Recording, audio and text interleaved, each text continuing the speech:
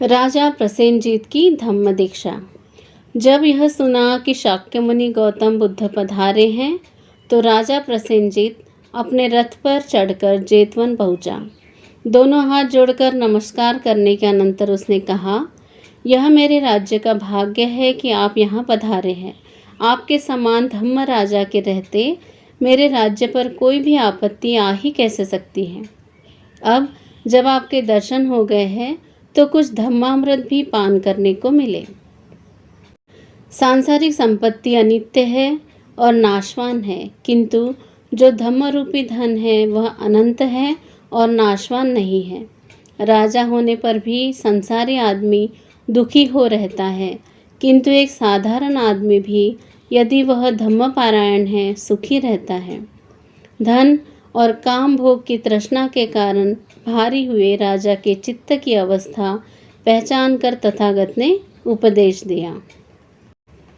जिनका जन्म अति सामान्य स्थिति में हुआ रहता है वे भी जब किसी धम्म पारायण आदमी को देखते हैं तो उनके मन में उस आदमी के लिए आदर की भावना पैदा हो जाती है।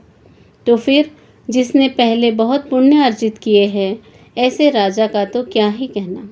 अब जब मैं संक्षेप में धम्मोपदेश देने जा रहा हूँ, महाराज मेरे शब्दों को ध्यानपूर्वक सुने और उन्हें हृदयंगम करें। हमारे अच्छे या बुरे कर्म छाया की तरह हमारा पीछा करते रहते हैं। जिस चीज़ की सर्वाधिक आवश्यकता है वह है मैत्रीपूर्ण हृदय। अपनी प्रजा को अपनी अकेली संतान के समान समझें। उन्हें कष्ट ना दे, उन्हें नष्ट ना करे। अपने शरीर के सभी अंगों को संयत रखे। कुमार्ग छोड़कर सन्मार्ग पर चले। दूसरों को नीचे गिराकर अपने को ऊपर ना उठाए। दुखी को सुख और सांत्वना दे। राजकीय ठाट बाट को अधिक महत्व ना दे और खुशामद योग की मीठी लगने वाली बातें ना सुने। अपने आप को काया कलेश द्वारा पीड़ित करने से कुछ लाभ नहीं है, लेकिन धम्म और सुपथ का विचार करें।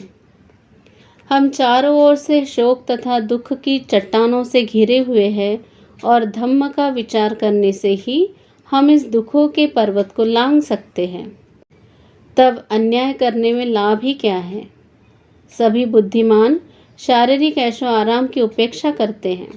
वे कामनाओं से दूर रहकर अपना आध्यात्मिक विकास करने के लिए प्रयत्नशील रहते हैं। जब कोई वृक्ष आग से झुलस रहा हो तो पक्षी उस पर अपने घोंसले कैसे बना सकते हैं। जहाँ राग का निवास है वहाँ सत्य कैसे टिक सकता है। यदि किसी को इस बात का ज्ञान नहीं तो किसी विद्वान को ऋषि मानकर चाहे उसकी प्रशंसा ही क्यों न की जाती हो वह अज्ञानी ही है। जिसे यह ज्ञान प्राप्त है उसे ही प्रज्ञा की प्राप्ति होती है। प्रज्ञा की प्राप्ति ही मानव जीवन का एकमात्र उद्देश्य है। इसकी उपेक्षा जीवन की असफलता की द्योतक है। सभी मतों की शिक्षाओं का यही एक केंद्र बिंदु होना चाहिए। इसके बिना सब निरर्थक है। यह सत्य कोई प्रव्रजितों के लिए ही नहीं है। इसका संबंध मानव मात्र से है, साधु और गृहस्थ से समान रूप से। व्रतधारी प्रव्रजित में और गृहस्थ में मूलतः कोई भेद नहीं है। प्रव्रजित भी पतित होकर विनाश को प्राप्त होते हैं और गृहस्थ भी ऋषियों के दर्जे तक पहुँचते हैं। कामाग्नि का खतरा सभी के लिए समान है। यह दुनिया को बाढ़ की तरह बहा ले जाता है। जो एक बार इस भंवरजाल में फंस गया उसका बच निकलना कठिन है, लेकिन प्रज्ञा की नौका विद्यमान है और विचार शक्ति का चप्पू। धम्म की यही मांग है कि आप अपने आप को मार रूपी शत्रु से सुरक्षित रखें। क्योंकि कर्मों के फल से बच निकलना असंभव है, इसीलिए हम शुभ कर्म ही करें। हम अपने विचारों की निगरानी रखें ताकि हमसे कोई बुरा काम ना हो, क्योंकि जैसा हम बोएंगे वैसा ही हम काटेंगे। आदमी प्रकाश से अंधेरे में और फिर अंधेरे से प्रकाश में जा सकता है। अंधेरे से और भी अधिक अंधेरे की ओर अग्रसर होने के भी मार्ग है। इसी प्रकार प्रकाश से अधिक प्रकाश की ओर। बुद्धिमान आदमी ज्ञान के अनुसार आचरण करेगा ताकि उसे और भी अधिक ज्ञान प्राप्त हो। वह लगातार सत्य की ओर अग्रसर होता रहेगा। बुद्धि संगत व्यवहार और सदाचार पारायण जीवन द्वारा सच्चे श्रेष्ठत्व का प्रकाश हो।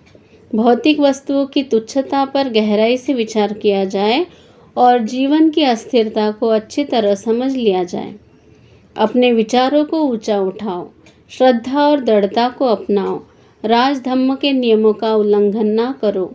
अपनी प्रसन्नता का आधार बाह्य पदार्थों को नहीं बल्कि अपने प्रीतियुक्त मन को ही बनाओ। इससे सुदूर भविष्य तक के लिए तुम्हारा यश अमर रहेगा। राजा ने बड़े ध्यान से तथागत के अमृत वचनों का पान किया और हर वचन को हृदयंगम किया।